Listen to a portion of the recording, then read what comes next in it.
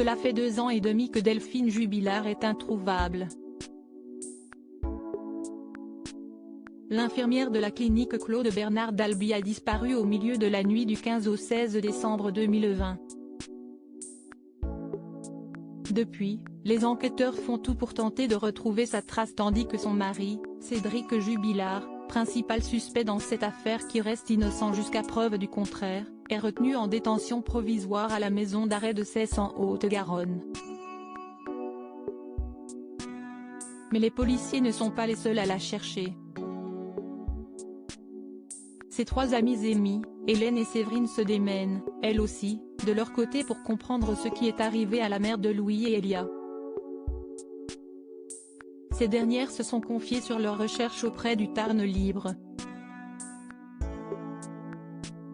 Il faut garder espoir. On ne peut pas la laisser toute seule quelque part. C'est ce qui guide nos recherches depuis sa disparition, a commencé Amy, dont Delphine était la plus proche.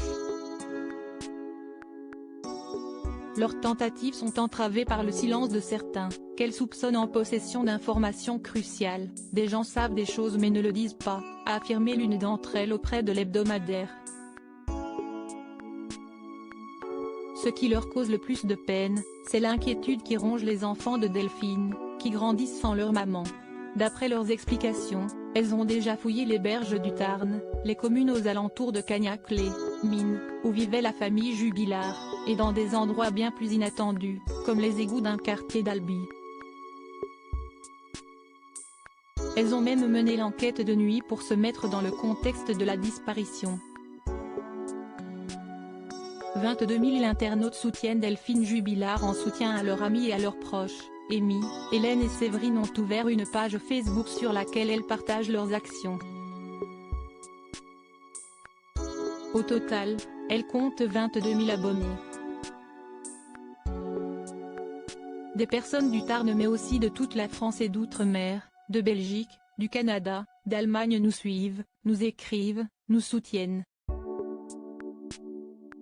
Cette communauté est très importante pour nous, indique Hélène, en charge de la gestion de la page. Par ailleurs, cette communauté s'avère utile lors des fouilles, certains internautes venant régulièrement prêter main forte aux 3 femmes pour trouver d'éventuels indices. Leur dernière action remonte au 14 mars dernier.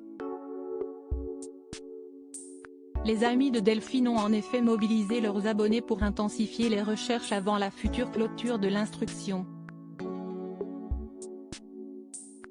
Nous allons être sur le terrain tous les jours à partir de dimanche, ont averti les 3 jeunes femmes.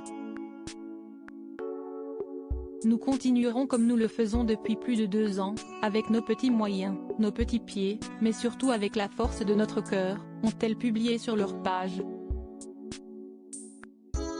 Cédric Jubilard reste présumé innocent des faits qui lui sont reprochés jusqu'à preuve du contraire par les autorités compétentes.